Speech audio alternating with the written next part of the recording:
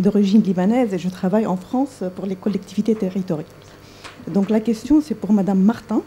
Je voulais savoir le projet que vous avez monté pour la sécurité routière. Il est dépourvu de socle. C'est-à-dire, à partir du moment où il n'y a pas d'aménagement du territoire, comment vous pouvez travailler sur un projet qui forme des générations, bien que c'est sur 10 ans, mais en l'absence d'un appui fondamental qui est l'aménagement du territoire et qui est au Liban très très problématique, surtout qu'il est lié au foncier et qu'on n'a aucune notion culturelle de ce que c'est un aménagement, de ce que c'est une route, de ce que c'est un réseau viaire, de tout ça. Pour moi, le chiffre de 12 millions de la diaspora, je le conteste. C'est peut-être les 12 millions qui sont immatriculés à l'ambassade. Mais nous devons être plus près au Liban, plus près des 17 millions. Parce que rien qu'au Brésil, il y a entre 6 et 7 millions. En Argentine, 2 millions. En Australie, 2 millions. On est plus près des 17 millions que des 12 millions. Merci, Brahim. D'abord, c'était M. Brahim Lali qui ne s'est pas présenté, mais qui va intervenir dans notre troisième table ronde. Monsieur Jihad Ferrali. Merci. Je voudrais juste rebondir sur les propos de Caroline Chahar en citant notre grand auteur et écrivain qui est éternalisé maintenant avec l'Académie française, M. Amin Maalouf. C'est un romancier. L'image est très belle. N'empêche qu'au Liban, l'arbre est très significatif. Les racines, pour nous, sont très importantes. Et on sait, dans les meilleures pépinières du monde, qu'on peut transposer des arbres avec leurs racines, qui se plantent ailleurs et qui fonctionnent comme le déroulement de l'origine, parce qu'ils vont fonctionner avec leur environnement et s'intégrer là-dedans et bénéficier de leur air nouveau et de leur environnement nouveau et donner le meilleur d'eux-mêmes. Merci. Je suis boursier de la Fondation, enfin j'étais boursier de la Fondation ONU. Actuellement, je travaille chez ONU.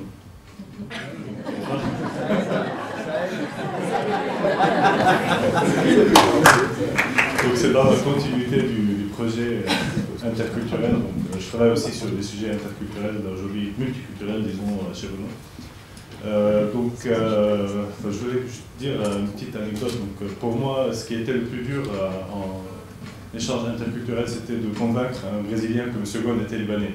Donc, pour moi, c'était la chose la plus dure. Donc, on peut voir que le reste était un peu plus simple. Ce que je voulais dire, c'est que, en complément de notre formation à l'école supérieure d'ingénieurs de Beyrouth, donc, on a poursuivi des études, moi personnellement, sur le développement durable, donc, dont une grande partie sur le management territorial, donc l'aménagement territorial, sur l'infrastructure routière, sur donc les voitures électriques, sur la responsabilité sociale des entreprises, sur le contexte légal donc, entre les différentes entreprises et l'État, comment ça interagit avec la société. On a dû faire aussi des projets sur des idées qu'on a eues sur l'application de l'aménagement territorial au Liban, des infrastructures, des moyens de transport. Donc chacun d'entre nous, enfin notre collègue aussi, on a fait des projets sur le Liban en groupe de différentes nationalités. Donc on a pu voir des idées de chacun, comment chacun voit les choses. Peut-être c'est pas facile à expliquer parce que on s'en rend pas compte que lorsqu'on vit avec des gens qui viennent de différents horizons, comme l'a dit Mme Martin, différents systèmes d'éducation, c'est très important. Ça, on s'en rend pas compte. On croit que tout le monde est éduqué comme les Français, mais c'est pas le cas. Les réactions, le respect des gens, le débat, comment il faut regarder la personne, comment il faut lui parler. C'était une expérience très enrichissante. Donc moi, je suis resté en France, je travaille sur le monde. D'autres collègues sont rentrés au Liban aujourd'hui, dont la plupart sont rentrés au Liban. Ils travaillent dans des entreprises de conseil, dans des entreprises d'ingénierie, d'autres qui sont restés ici, donc, et ça continue. Donc on est à la 4e génération. Merci Nadine. Rien ne remplace le témoignage voilà, qui qui vient de l'expérience et qui vient du cœur. Mais madame, vous avez tout à fait raison.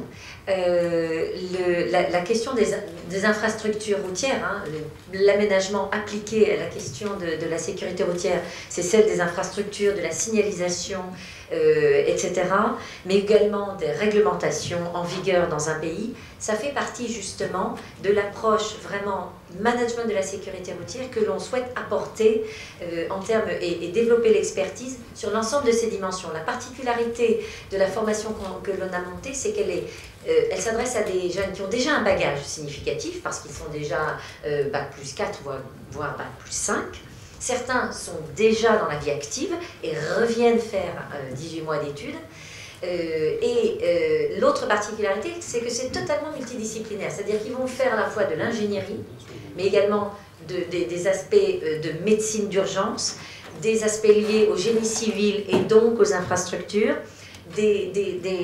tout l'aspect réglementaire du droit adapté à la question de la sécurité routière, en regardant tout ce qui se fait dans un certain nombre de pays où on a démontré l'efficacité de réglementation, de code de la route beaucoup plus évolué. Mais code de la route, ça signifie ça se traduit directement par de la signalisation, et souvent on se rend compte que des accidents sont créés par défaut, se produisent par défaut de signalisation. Donc on va aller dans des choses extrêmement concrètes.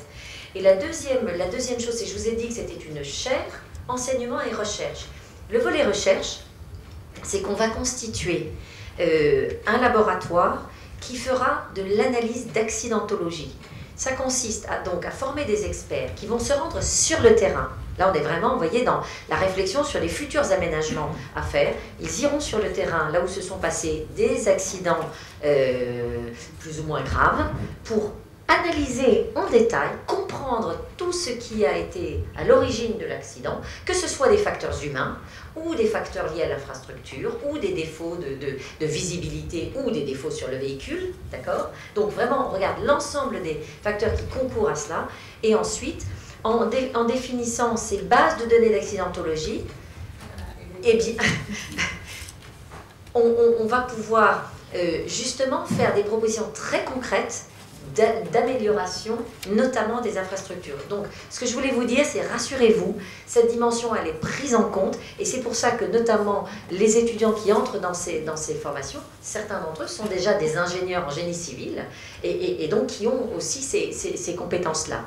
Donc, et le dernier élément que je voulais rajouter, c'est que lorsqu'on a lancé cette chaire, Monsieur le Premier ministre était présent aux côtés de Monsieur Carlos Rossen, et que le président de la République libanaise lui-même a soutenu le projet, ce qui fait qu'au fond, en créant cette chaire, on a aussi créé une prise de conscience. J'oublie d'ailleurs l'ancien ministre de l'Intérieur qui a un soutien permanent et qui est un professeur d'ailleurs dans le master.